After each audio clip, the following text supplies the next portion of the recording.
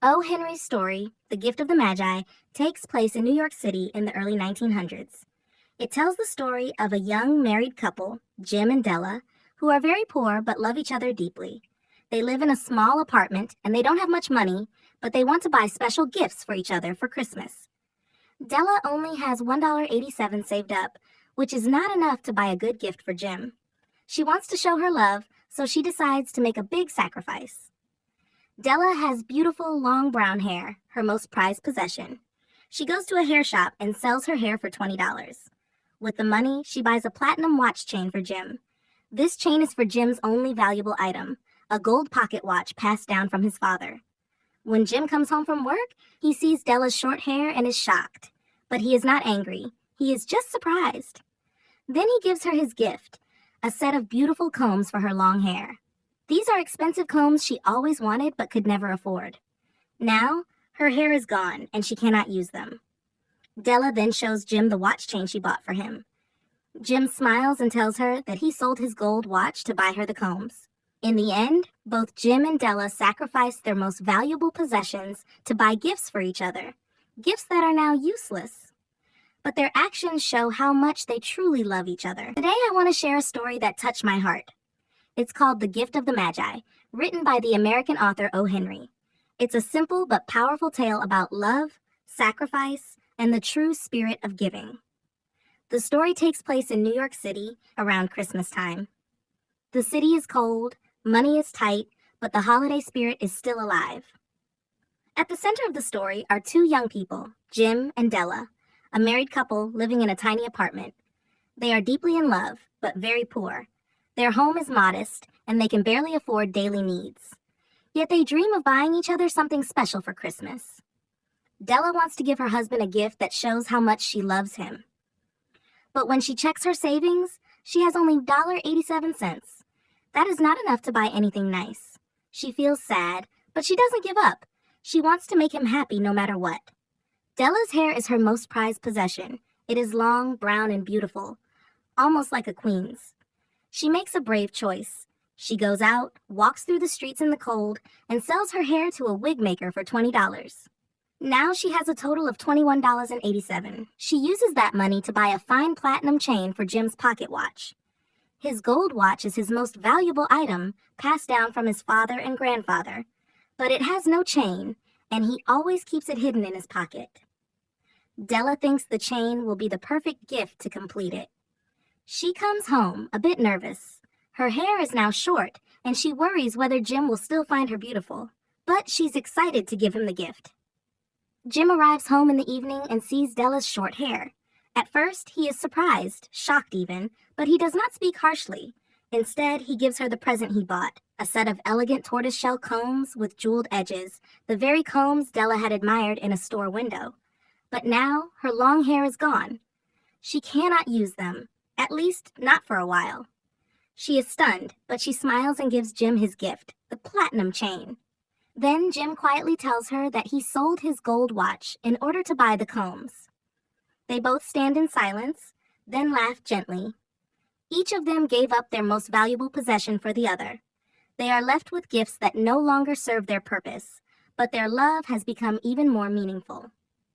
The story finishes with the narrator calling Jim and Della the wisest gift givers of all, comparing them to the Magi, the three wise men from the Bible who brought precious gifts to baby Jesus. He says that among all who give and receive gifts, these two are the wisest, because their gifts were filled with love, not value. The message is clear. It's not about how expensive or useful a gift is. It's about the heart behind it. Jim and Della had nothing, yet they gave everything. They showed that real love means being willing to sacrifice your own comfort or pride for the happiness of someone you love. This short story teaches us that the richest people are not those with the most money, but those with the most love. And sometimes giving something up is the best way to show how much you care.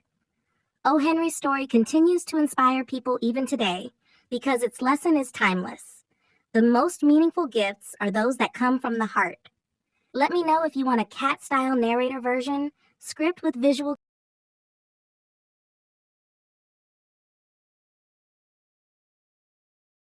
A man stands on a bridge in the American South during the Civil War. His hands are tied behind his back, a rope is around his neck, and Union soldiers stand ready to hang him. His name is Peyton Farquhar. He is not a soldier, but a civilian, a planter and Southern gentleman devoted to the Confederate cause. He's about to die for it. The scene is calm. The water flows slowly beneath the bridge, birds sing, and the sunlight dances on the river. Time feels frozen. Farquhar's mind begins to wander. He thinks about his wife and children, about home, about what brought him here. Not long ago, a man dressed as a Confederate soldier came to his home and told him that Union troops were repairing the Owl Creek Bridge and had issued an order: any civilian who tries to interfere will be hanged. Farquhar, eager to help the South in any way he can, decides to go to the bridge and burn it down. But it turns out the soldier was a Union spy. Farquhar walks into a trap. Back on the bridge, the noose is around his neck. The plank beneath his feet is pulled. He falls. And suddenly, the rope breaks. He drops into the river below. His hands come loose and he swims up to the surface. Bullets fly past him. He dives under the water, swimming with all his strength. The current helps him escape. He reaches the bank and runs into the forest, dodging gunfire, driven by the thought of home and freedom. As he runs, he feels pain in his neck. He sees strange colors in the trees, hears unfamiliar noises. The world around him feels both vivid and unreal. Time seems distorted. Every moment stretches on forever. But still, he runs. He pushes through the woods, past tree after tree, across rough ground, guided by the memory of his wife's face. Finally, after what feels like hours, he reaches the gate to his house. He sees his wife waiting for him at the front door. She smiles, and he runs toward her with open arms. He is about to embrace her. And then everything changes. Peyton Farquhar is dead. He never escaped. There was no broken rope, no river escape, no forest, no reunion. It was all in his mind. The entire journey happened in the seconds after he fell, in the instant before his neck snapped.